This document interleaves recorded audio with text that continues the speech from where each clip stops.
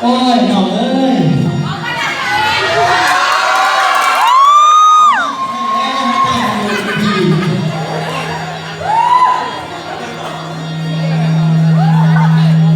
มันใจมันอยู่ดีใกล้ไปน้ำหาน้องเลย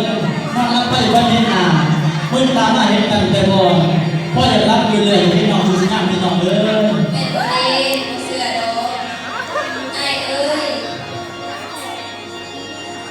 ไอ้ยังมาตีแดงลงก็กินตรงไกลอันว่าซาดผู้ใหญ่แล้วหาว่าก็หาคือไอ้เอ้ยโอ้ยน้องเอ้ยไอ้กับคนอยู่บ้านเห็นพวกหน้าพวกดูท่านหามักกระสิลมตัวไอ้หักพน้าท่านน้อยใจประสงเลยเมื่อแก้วกันแล้วมองใช้ตาตอนไว้แก้วไม่ทำกันเป็นคนหาน้องเอ้ยโอ้ยเราแล้วเพื่อนนั่งทำไงเอาไป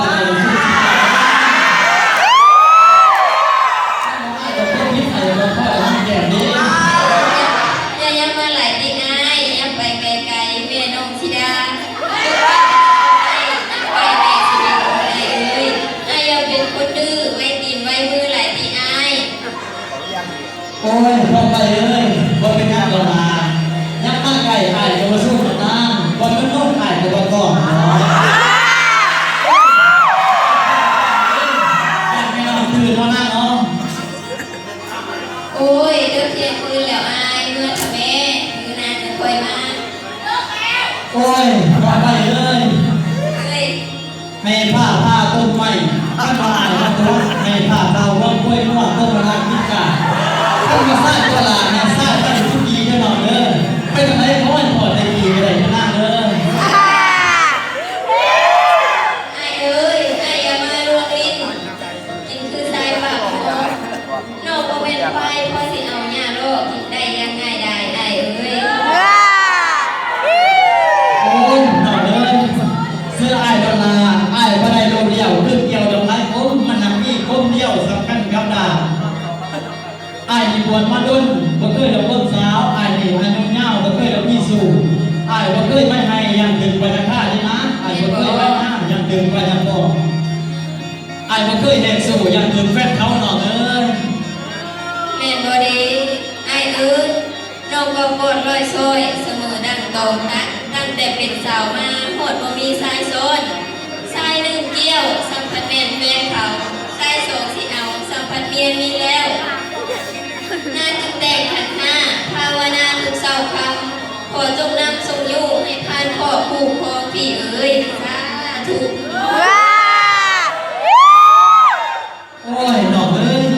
เจ้าก็บ่ต้องใช้คิดสิบ่ยิกใช้โปงสิบ่โผล่ที่ลงน้ำอายนี่บ่น้องถ้าน้องอ้อกับอายเขาได้นำให้น้องเต้ารับครับแม่นบ่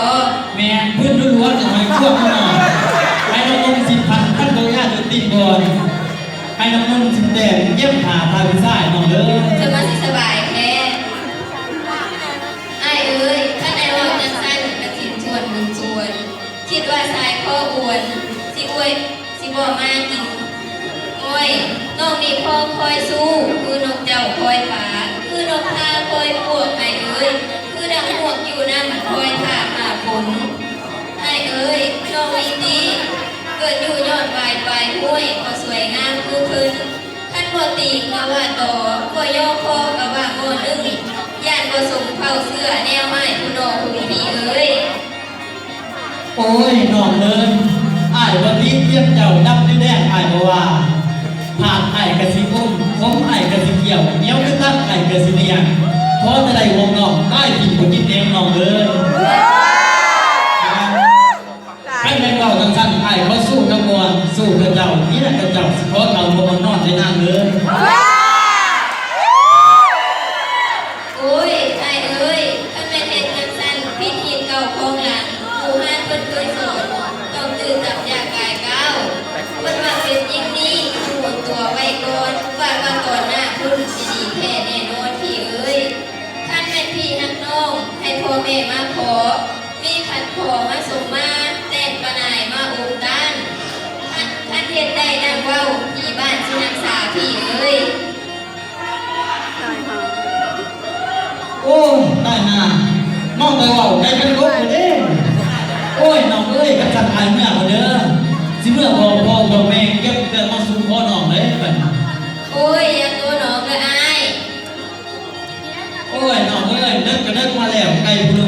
กือบตัวเสียใครผู้เมียขั้นหลอดตัวเราซ้อมห้องสิได้ห่างกับทางล่ามาทิ้งสิ่งที่ให้ตะลุงผ้าน้องเอ้ยหายเมื่อกันเดิม เมื่อดีเด้ออ้ายไปฮอดไม่ลงกรุงอย่าสิลงทางเมื่อเด้อท่านว่าลงทางเมื่อแล้ว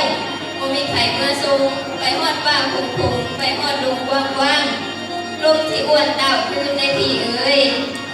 โอ้ยน้องเอ้ยพ่อนอนอยู่ดีบ่ได้บ่ บ่ได้เด็ดขาดไปเฝ้าเมื่อ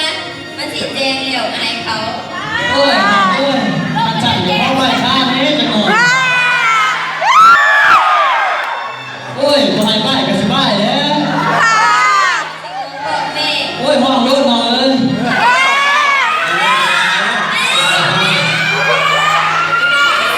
เดี๋ยวก็ได้ใจพ่อมาดู